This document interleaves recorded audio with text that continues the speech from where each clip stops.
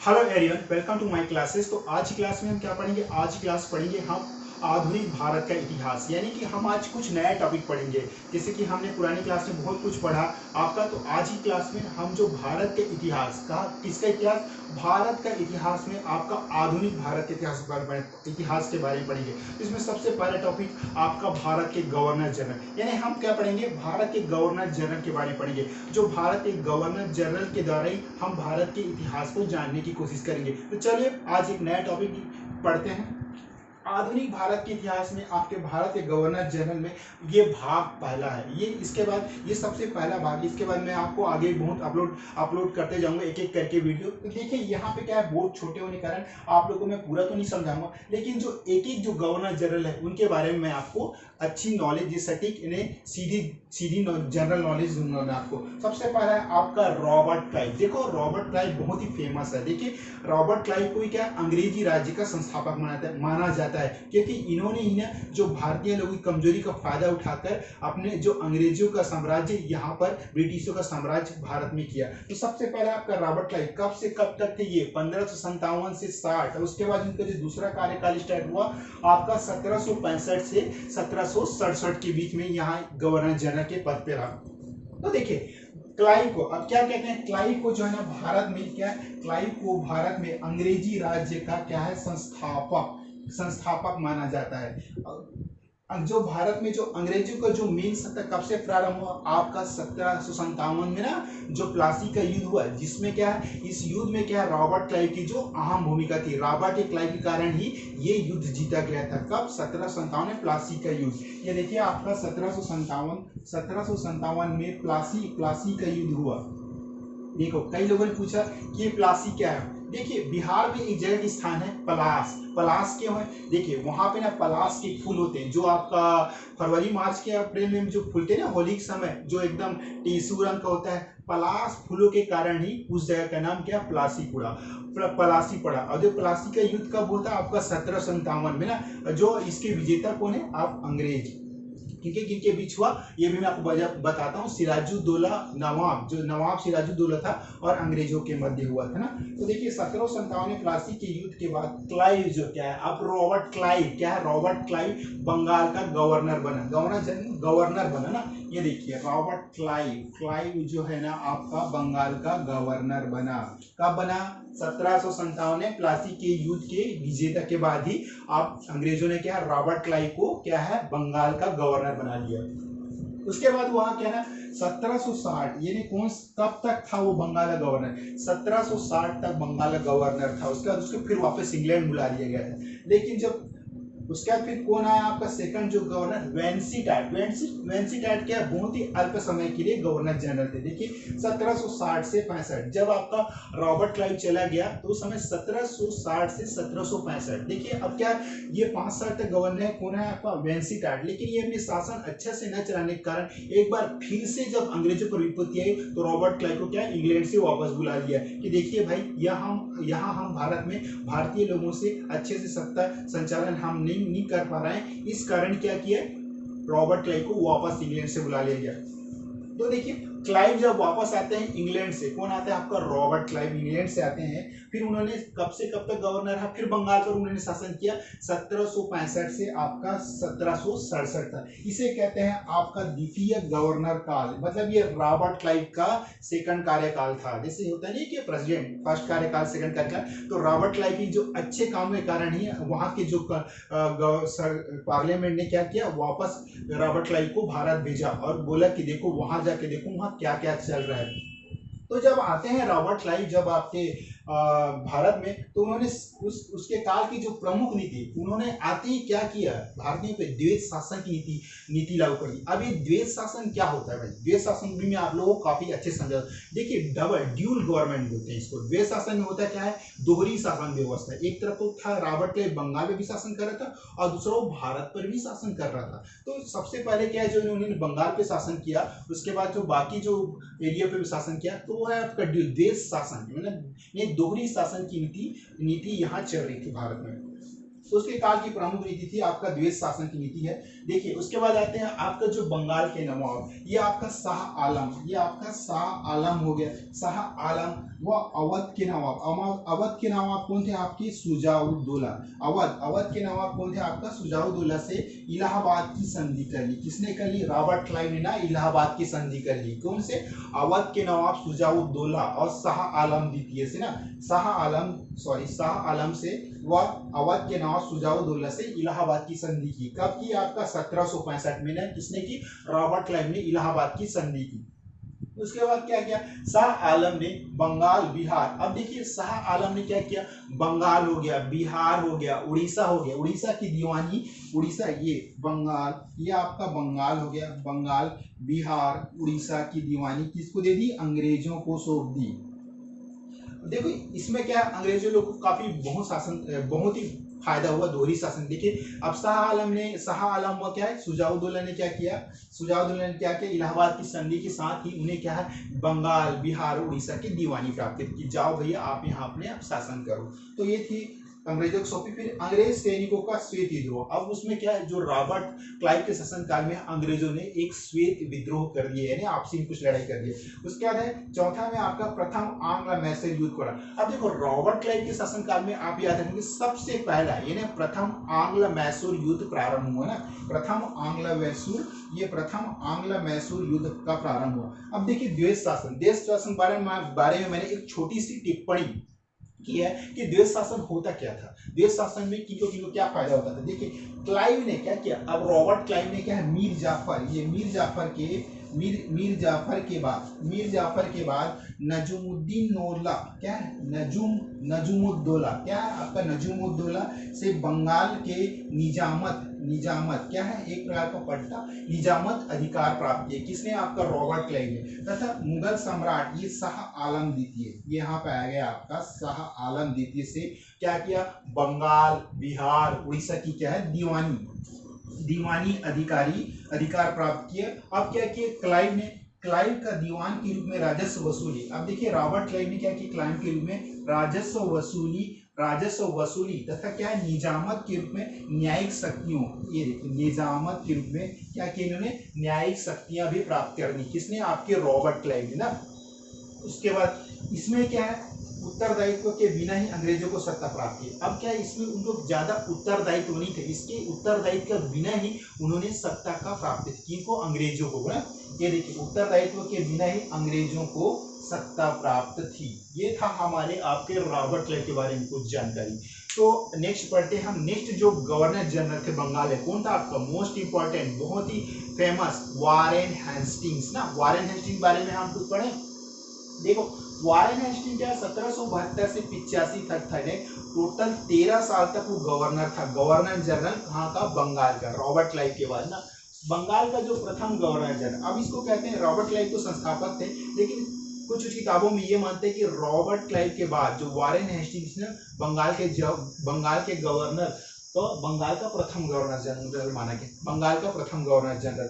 तो यहाँ पे हम देखते हैं बंगाल के प्रथम गवर्नर जनरल जो वारेन हेस्टिंग्स था, इस समय क्या ब्रिटिश कंपनी के कार्यों को, अब देखिए किसके समय में?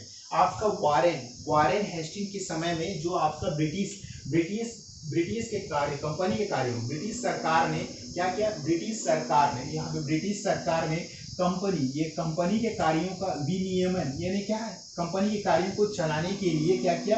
ब्रिटिश पार्लियामेंट में, अब क्या किया? ब्रिटिश पार्लियामेंट द्वारा 1773 में रेगुलेटिंग एक्ट पारित किया। कब? किसके शासनकाल में? आपका वारेन हेस्टिंग्स के शासनकाल में 1773 में रेगुलेटिंग एक्ट पारित किया गया। अब ये रेगुलेटिंग क्या होता है भाई? नाम से स्पष्ट है, रेगुलेट मतलब रेगुलेट करने वाला, मतलब चलाने वाला है। देखिए इसके जो बोर्ड के 3 सदस्य थे, बंगाल, बिहार, बम्बई, मद्रास, यहाँ पे 3 कोर्ट ऑफ डायरेक्टर बैठे थे। तो ये जो चलाने के लिए ना एक रेगुलेटिंग बॉडी, ये सर जॉन रेगुलेट द्वारा रेगुलर द्वारा इसको क्या प्रारंभ किया गया था। इसके बारे में आपको आगे क्लास में डिटेल बताऊंगा। सबसे पहले आप ये जानिए कि 1773 में रेगुलेटिंग एक्ट पारित किया गया। अब रेगुलेटिंग एक्ट की क्या क्या खासियत थे क्या पढ़ेंगे। देखिए, अब वारेन हेस्टिंग्स ने जो क्या है आपका रॉबर्ट क्लाइव ने द्वैध शासन प्रणाली चालू की थी, तो उस द्वैध शासन को क्या किया वारेन हेस्टिंग्स ने समाप्त कर दिया। वारेन हेस्टिंग्स ने द्वैध शासन, ये आपका द्वैध शासन प्रणाली के दोषों को देखते हुए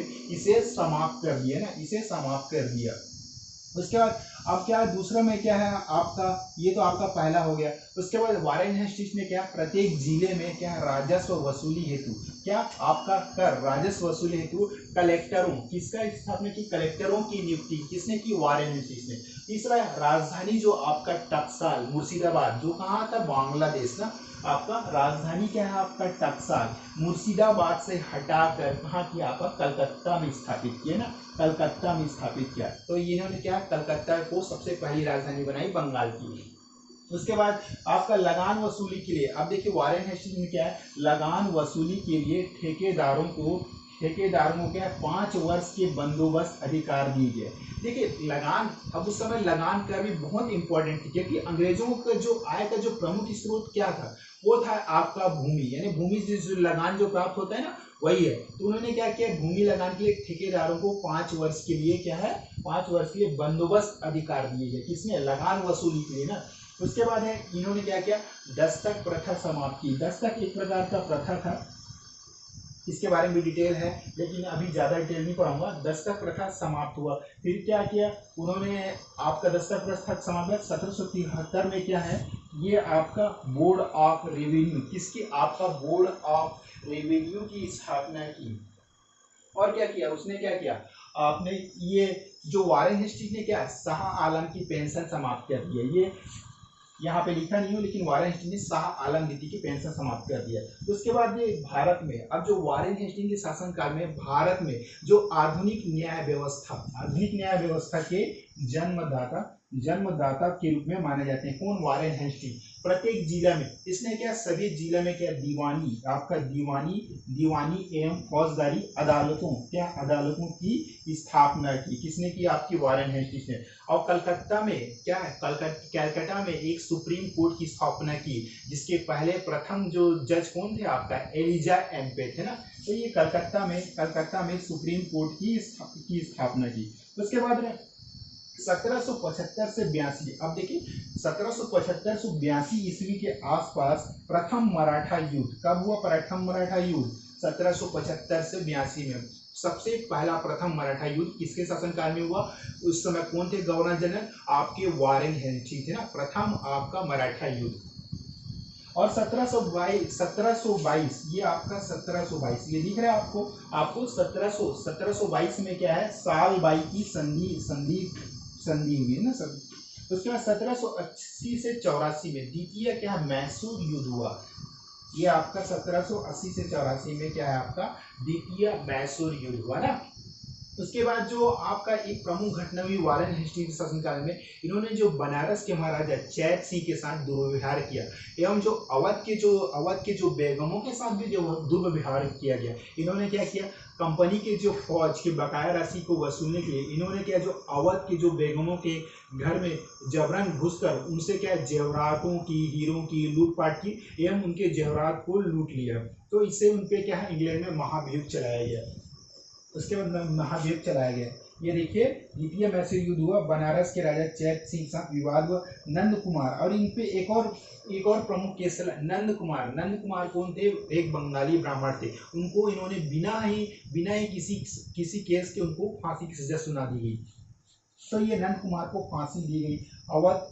अवध के बेगमों से क्या ज्यादती दुर्व्यवहार के लिए इंग्लैंड में इससे क्या महाभियोग चलाया गया। उसके बाद 1784 में क्या है आपका 1784 में आपका क्या हुआ, विलियम जोन्स ने क्या किया, कलकत्ता में एशियाटिक, देखिए ये 1784 ये आपका 1784 में क्या एशियाटिक सोसाइटी ऑफ बंगाल की नींव रखी। किसने रखी,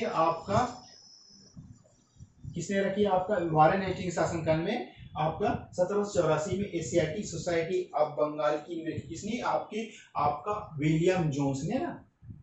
उसके बाद एक कलकत्ता को, अब क्या है, कलकत्ता को बंगाल की राजधानी घोषित किया। किसने किया? आपके वारेन हेस्टिंग्स। तो वारेन हेस्टिंग्स काल में ये कुछ प्रमुख प्रमुख घटनाएं थी जिनके उनके शासनकाल में महायुद्ध चला गया। तो एक बार हम फास्ट वाइज करते हैं। हम पढ़ रहे हैं भारत के आधुनिक भारत के इतिहास में। सबसे पहले पढ़ेंगे हम भारत के जो गवर्नर जनरल। सबसे पहले इसमें रॉबर्ट क्लाइव। रॉबर्ट क्लाइव को क्या कहते हैं? अंग्रेजी राज्य का संस्थापक। इन्होंने ही सबसे पहले जो अंग्रेजों की जो साम्राज्य की सत्ता भारत में स्थापित की। तो रॉबर्ट क्लाइव का शासन कब से कब था? और इनके शासनकाल में सबसे महत्वपूर्ण क्या था? आपका पलासी का युद्ध। पलासी कहाँ है? आपका बिहार में। 1757 में हुआ था पलासी का युद्ध। तो रॉबर्ट क्लाइव 1557 से 60 ईस्वी तक, 1765 से 67 ईस्वी तक यहाँ पर गवर्नर था। क्लाइव को भारत में अंग्रेजी राज्य का संस्थापक माना जाता है। 1757 में प्लासी के युद्ध के बाद क्लाइव बंगाल का गवर्नर बना ना, वह 1760 तक बंगाल का गवर्नर था। उसके बाद क्या है, जो वेंसीटाट, ये कुछ ही समय किया है। वेंसीटाट क्या थे? 1760 से आपका 65 तक आपका गवर्नर जनरल थे। तो इनके शासनकाल में कौन सा युद्ध हुआ? बक्सर का युद्ध हुआ ना। मैंने आपको बक्सर का युद्ध के बारे में डिटेल पढ़ाऊंगा। बक्सर का युद्ध। फिर रॉबर्ट क्लाइव फिर से आए 1765 से 67, द्वितीय गवर्नर काल। क्या हुआ? इसके काल की जो प्रमुख क्या थी? इसके काल की प्रमुख नीति इनकी क्या थी? द्वैत शासन थी ना, दोहरी डबल नीति थे। शाह आलम, देखिए अब क्या क्या रॉबर्ट क्लाइव के शासनकाल में शाह आलम व अवध के नवाब क्या है? शुजाउद्दौला से इलाहाबाद की संधि की। देखो रॉबर्ट क्लाइव ने क्या किया? जो आपका शाह आलम व अवध के नवाब क्या शुजाउद्दौला से इलाहाबाद की संधि की ना। उसके बाद 1765 की शाह आलम ने बंगाल, अब शाह आलम ने क्या किया? आपका बंगाल हो गया, बिहार हो गया, उड़ीसा की दीवानी उनको दे दी, अंग्रेजों को दे दी ना। उसके बाद अंग्रेज सैनिकों में, इसी के शासनकाल में रॉबर्ट क्लाइव अंग्रेज सैनिकों में श्वेत विद्रोह हुआ है। उसके बाद है प्रथम आंग्ल। अब देखिए रॉबर्ट क्लाइव के शासनकाल में ही सबसे पहले प्रथम आंग्ल मैसूर युद्ध का प्रारंभ हुआ। ये प्रथम आंग्ल मैसूर युद्ध का प्रारंभ हुआ। उसके बाद पढ़ते हैं द्वैत शासन क्या है? क्लाइव ने क्या है? मीर जाफर के बाद नजमुद्दीन से बंगाल की निजामत अधिकार प्राप्त किए तथा मुगल सम्राट शाह आलम द्वितीय से बंगाल, ये आपका बंगाल बिहार उड़ीसा की दीवानी के अधिकार प्राप्त किए। क्लाइव का दीवान के रूप में क्या है? राजस्व वसूली तथा निजामत के रूप में न्यायिक शक्ति पर, यानी इसके अलावा जो आपका रॉबर्ट क्लाइव को ना न्यायिक शक्तियों पर भी नियंत्रण था। इसमें उत्तरदायित्व के बिना ही अंग्रेजों को सत्ता प्राप्त थी। अब किसके भी कोई भी बिना उत्तरदायित्व के अंग्रेजों को इसकी सत्ता प्राप्त थी। ये थे हमने रॉबर्ट क्लाइव के बारे में पढ़ा। अब हम पढ़ते हैं वारेन हेस्टिंग्स के बारे में। वारेन हेस्टिंग्स 1772 से 85 में बंगाल का प्रथम गवर्नर जनरल बना ना। ब्रिटिश सरकार ने अब क्या किया? ब्रिटिश सरकार ने कंपनी के कार्यों का विनियमन करने के लिए, देखिए वहां पे जो ब्रिटिश सरकार जो इंग्लैंड में बैठा था, उन्होंने क्या है जो बंगाल में कार्यों का विनिमय करने के लिए क्या किया? ब्रिटिश पार्लियामेंट द्वारा 1773 में, ये इंपॉर्टेंट है, 1773 में एक रेगुलेट एक्ट पारित किया, जिसे क्या नाम किसी नाम जानता है? 1773 का रेगुलेटिंग एक्ट ना। तो वारेन हेस्टिंग्स ने द्वैत शासन प्रणाली के दोषों को देखते हुए, देखिए अब वारेन हेस्टिंग्स ने क्या देखा? देखिए क्लाइव के जो आपका द्वैत प्रणाली है उसमें बहुत सारे दोषों को देखते हुए आपका वारेन हेस्टिंग्स ने क्या है? आपका द्वैत शासन प्रणाली को समाप्त कर दिया ना। उसके प्रत्येक जिला में राजस्व वसूली हेतु क्या कलेक्टरों की नियुक्ति की। क्या किया? आपका सभी जिलों में आपका राजस्व वसूली के लिए कलेक्टरों की नियुक्ति कर दी ना। उसके बाद राजधानी जो है आपका टकसाल मुर्शिदाबाद से हटाकर कहाँ किया? आपका कलकत्ता में स्थापित किया ना। उसके बाद लगान वसूली के लिए क्या? आपका लगान वसूली के लिए ठेकेदारों को 5 वर्ष के बंदोबस्त के अधिकार दिए गए। तो ये था वारेन हेस्टिंग्स का दस्तक प्रथा समाप्त किया गया 1773 में बोर्ड ऑफ रेवेन्यू। अब देखिए इन्होंने क्या किया? 1773 में बोर्ड ऑफ रेवेन्यू की स्थापना की ना। ये बोर्ड ऑफ रेवेन्यू की स्थापना की। अब भारत और क्या किया इसने? क्या सन्यासी विद्रोह का दमन किया और शाह आलम की पेंशन समाप्त की। हेस्टिंग्स ने और जो वारेन हेस्टिंग्स ने क्या है? भारत में आधुनिक न्याय व्यवस्था के जन्मदाता कर प्रत्येक जिले में क्या दीवानी एवं फौजदारी अदालतों की स्थापना की और कलकत्ता में सबसे पहले सुप्रीम कोर्ट की स्थापना की। और जो सबसे पहले जज कौन थे आपके सुप्रीम कोर्ट कलकत्ता के? वो आपका था एलिजा एम्पे ना, याद रखेंगे उसके बाद है आपका 1775 से 82। अब देखिए 1775 से 82 प्रथम मराठा युद्ध हुआ ना, उसके बाद क्या 1782 में क्या सालबाई की संधि हुई, 1780 से 84 में क्या द्वितीय मैसूर युद्ध प्रारंभ हो गया। और इसके साथ ही क्या इन्होंने क्या बनारस के राजा, कौन थे बनारस के राजा आपका चैत सिंह के साथ भी इन्होंने दुर्व्यवहार किया। और जो नंद कुमार थे बंगाली ब्राह्मण थे, उनको भी वारेन हेस्टिंग्स ने बिना उन पे मुकदमा केस की उनको फांसी सजा दी गई। और इन्होंने जो अवध के बेगमों के साथ भी दुर्व्यवहार किया गया। इन्होंने अवध के बेगमों के यहाँ जबरन घर में घुसकर उनके हीरे जवाहरात अपने जो कंपनी के जो फौजों की सहायता से उन्होंने क्या किया, बेगमों से हीरे जवाहरात लूटे। और इस कारण क्या है उन पे एक दाग न्यायिक हत्या का उस पे एक दाग लगा, जिसमें क्या है उन पे इंग्लैंड में क्या है एक महाभियोग चलाया गया। ओके, उसके बाद क्या है इंग्लैंड महाभियोग चलाया गया। 1784 में क्या आपका विलियम जोस ने क्या किया, 1784 में आपका विलियम जोस ने एशियाटिक बंगाल क्या किया, एशियाटिक सोसाइटी, कौन सा संस्था, एशियाटिक सोसाइटी ऑफ बंगाल की नींव रखी। कहाँ रखी, आपकी बंगाल में ना। उसके बाद कलकत्ता को बंगाल की राजधानी घोषित किया गया। तो ये था हमारे वारेन हेस्टिंग्स के बारे में जो संक्षिप्त जानकारी इन्होंने क्या किया। उसके काल में देखिए विलियम जोन्स द्वारा 1784 में क्या है कलकत्ता एशियाटिक की स्थापना की। और उसके समय में क्या किया, आपका वारेन हेस्टिंग्स के समय में एक नीति अपनाई है जिसे क्या है रिंग फेंस की नीति कहते हैं। अब ये रिंग फेंस की नीति क्या है, देखिए इसमें जो अंग्रेजों द्वारा एक राज्य की जो रक्षा के लिए कुछ गोल रिंग फेंस की नीति अपनाई गई थी, जिसमें क्या है उसने अपने प्रभाव वाले क्षेत्र राज्यों की रक्षा के लिए क्या कहते थे, ये जो अंग्रेज है ना अपने प्रभाव वाले जो अपने क्षेत्र सीमा के अंदर जो भी राज्य क्षेत्र होता था उसे दूसरे राज्य की सीमा क्षेत्र से सुरक्षा करने के लिए अपने दायित्वों का निर्वहन करते थे। तो ये थी आपका रिंग फेंस नीति। ये किसने अपनाई थी, वारेन हेस्टिंग्स ने अपनाई थी। तो ये था आज के हमारे जो क्लास में जो हमारे आपका आधुनिक भारत के इतिहास पढ़ना है, उसमें आपके गवर्नर जनरल के पढ़ना है। इसमें सिर्फ हमने 3 गवर्नर जनरल का नाम पढ़ा, एक रॉबर्ट क्लाइव, एक वेंसीटाट, एक वारेन हेस्टिंग्स। आगे और है आपका लॉर्ड कॉर्नवालिस, वो आपको भाग 2 में मैं अपलोड करूंगा। तो आज की क्लास में बस इतने। Okay, thank you so much.